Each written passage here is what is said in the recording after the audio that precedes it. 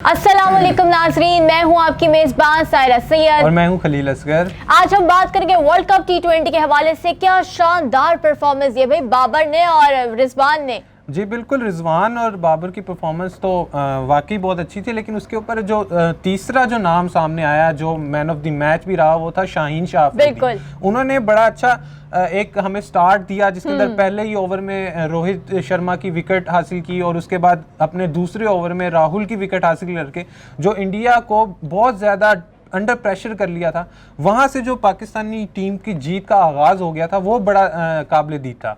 इसके उसके बाद जो बैटिंग में हम देखें सायरा कि बैटिंग जिस तरीके से हमने स्टार्ट किया, बड़ा एक काम स्टार्ट था, उसके अंदर बड़े स्मूथ शॉट्स लग रहे थे, रनिंग बिटवीन द विकेट बहुत अच्छा था। उसके बाद बाबर आजम की जो सबसे अच्छी चीज़ मुझे लगती है वो कवर ड्राइव उन्होंने 2-4 जो खेले वो इतने शानदार तरीके से उन्होंने खेले हैं कि वो विराट कोहली ने भी बीच में उनको एक शॉट के ऊपर दाद देते हुए नजर आए हैं, क्योंकि विराट कोहली खुद भी उससे पहले 50 बना चुके थे, अपनी टीम के लिए बड़ा अच्छा स्कोर कर चुके थे। जब पहली क्रूशियल स्टेज में 3 विकेटें गिर चुकी थी इंडिया की, और उसके बाद कोहली ने बहुत अच्छा स्टार्ट दिया, 150 तक लेके गए अपनी टीम को, लेकिन वो चीज़ नज़र नहीं आई उनके बॉलर्स के अंदर। जो एक डर नज़र आ रहा था पाकिस्तानी बैट्समैन को देखते हुए, जा देखने में ये आ रहा था कि पाकिस्तानी टीम बड़ी स्ट्रॉन्ग, इतनी स्ट्रॉन्ग नहीं थी जितनी इंडिया को कहा जा रहा था, ICC में फेवरेट कहा जा रहा था, लेकिन फिर भी बड़ी अच्छी परफॉर्मेंस, बल्कि अच्छी से भी बेहतरीन परफॉर्मेंस नजर आई है सामने। खलील, बल्कि सबसे शानदार बात मुझे जो लगी कि हमारे बाकी क्रिकेटर्स को आजमाने का हमें मौका ही नहीं मिला, हमारे ओपनर्स ने सारा मैच खेल दिया। बिल्कुल, हम कुछ अर्सा पहले हमने हमारे चैनल पे एक प्रोग्राम भी हुआ था जिसके अंदर हमने लोगों से राय जानी थी कि क्या आप लोगों को टीम स्ट्रॉन्ग लग रही है। उन्होंने बड़े शिकायत की कि आसिफ अली नहीं होना चाहिए था, या शोएब मलिक को आना चाहिए था, या मोहम्मद आमिर। लेकिन एक चीज़ बड़ी अच्छी लगी हमें, नज़र आई इस मैच में, कि हमें बाकी प्लेयर्स को खिलाना ही नहीं पड़ा। अगर हम 3 प्लेयर्स के साथ भी मैदान में उतरते शायद तो हम फिर भी जीत ही जाते, हमें बाकी प्लेयर्स को लेके जाने की ज़रूरत ही ना पड़ती। तो ये चीज़ सामने आ रही थी कि 11 वर्सेस 3 का मुकाबला हमने देखा है कल, और बड़ा ही मज़ेदार मैच हुआ है। पाकिस्तान ने 1 साइडेड मैच जीता है। और इसके बाद जो प्रेस कॉन्फ्रेंस नज़र आई है, उसके अंदर भी विराट कोहली ने भी ये बात जो है वो किया, और बड़ा अच्छा एक मैसेज दिया है सारे प्लेयर्स के लिए, ख़ास तौर पे इंडियंस उन प्लेयर्स के लिए जो मैच से पहले बड़ा क्रिटिसाइज कर रहे थे, जिनमें हरभजन सिंह थे और जिसको दादा कहा जाता है वो थे। तो मतलब उन्होंने बड़े अजीब कमेंट्स किए कि पाकिस्तान को शायद खेलना ही नहीं चाहिए इंडिया के साथ, क्योंकि ये ICC इवेंट में तो हार ही जाएंगे।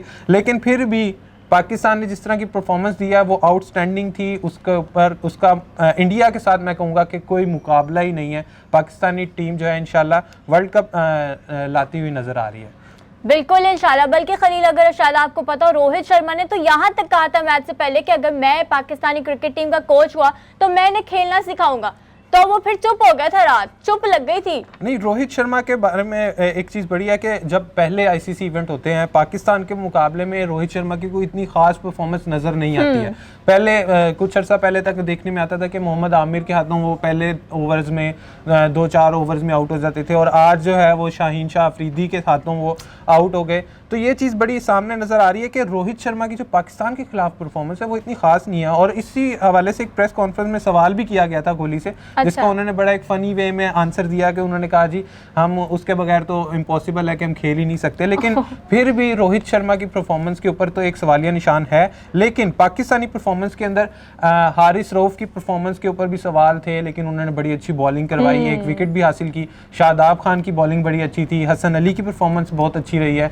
और उसके अलावा फील्डिंग में जो देखने में आया, फील्डिंग बहुत अच्छी रही। फील्डिंग के कैचेस, रिजवान के जो 100 कैचेस कंप्लीट हुए एज ए विकेट कीपर, वो बहुत अच्छी एक अचीवमेंट है रिजवान के लिए। और उन्होंने वाकई तौर पे अपनी पोजीशन को वहाँ पे दिखाया है कि मैं वाकई वहाँ पे स्टैंड करता हूँ। कितने आदमी थे?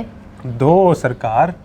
सिर्फ 2 नहीं थे तो बहुत ज़्यादा। हम बात कर रहे हैं ग्राउंड से जो बाहर मैच हो रहा था, सोशल मीडिया पे जो मैच हो रहा था, उसके हवाले से पाकिस्तानी फैंस और इंडियन फैंस के बीच में वो सबसे ज़्यादा देखने में मज़ेदार होता है, जिसके अंदर लोगों ने एक दूसरे को बड़ा क्रिटिसाइज कर रहे थे, लोगों के साथ एक बड़े फनी वे में वो लगे हुए थे, बड़े मजे का। और उसके अंदर बड़े मीम्स जो हैं वो हमारे देखने में सामने, जिसके अंदर एक कितने आदमी थे, विराट से मोदी पूछ रहा है। हाँ जी, वो बहुत ज़्यादा देखने में सामने आया। उसके अलावा अनुष्का शर्मा बैठी हुई है अपनी फिल्म के उसमें सीन में बैठी हुई और नीचे विराट लेटा हुआ वो चीज़ें बड़ी सामने में आ रही थी। उसके अलावा जो इंडिया का तकरीबन कोई 5-10 साल से एक उन्होंने स्लोगन बनाया हुआ है मौका मौका, उसके हवाले से भी बड़ा उनको क्रिटिसाइज किया गया कि मौका तो हमें मिला, हमें तो हमेशा मिलता है मौका और हमने उसको इस बार अवेल करके दिखाया और आइंदा आप लोगों का जो मौका है ना उसको हमने बंद कर दिया है। अब वो मौका के बजाय ठोका ठोका हमने कर दिया है।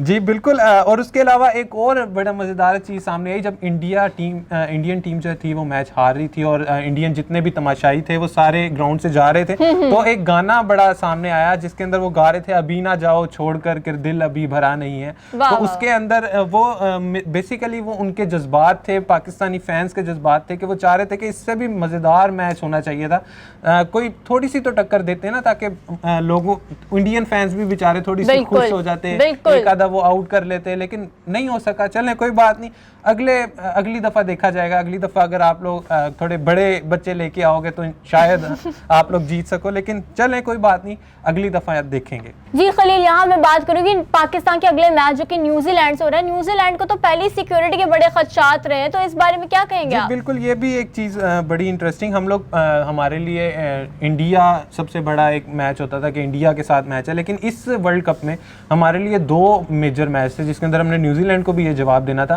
कि जिस तरीके से वो लोग पाकिस्तान से गए थे कुछ घंटे पहले, मैच से कुछ घंटा पहले स्टार्ट होने से वो लोग सिक्योरिटी रीजंस का बहाना करके गए थे, तो उसका भी हमने इंशाल्लाह जवाब देना है और कल वो जवाब देने का मौका है हमारे पास और हम इंशाल्लाह जवाब देंगे और पाकिस्तानी टीम जो है वो इंशाल्लाह अच्छा परफॉर्म करके दिखाएगी। न्यूजीलैंड की टीम जो है वो देखा जाए तो बहुत सारे प्रेडिक्टर्स जितने भी थे उन्होंने कहा कि न्यूजीलैंड की टीम भी फेवरेट है, क्योंकि हाल ही में जो वर्ल्ड कप हुआ 2019 में उसके अंदर उनकी परफॉर्मेंस बड़ी अच्छी थी। वो वर्ल्ड कप के फाइनल तक गए, अनफॉर्चुनेटली वो नहीं जीत सके, लेकिन उनकी परफॉर्मेंस ओवरऑल पूरे वर्ल्ड कप में बहुत अच्छी थी, उनकी टीम बहुत स्ट्रॉन्ग है। लेकिन कल की परफॉर्मेंस जो पाकिस्तान ने दिखाई है उसके सामने न्यूजीलैंड भी शायद थोड़ा सा डर रही होगी, थोड़ा सा उनके अंदर भी खौफ होगा कि हमारे ओपनर्स, हमारा बॉलिंग अटैक वो कितना ज़्यादा स्ट्रॉन्ग है।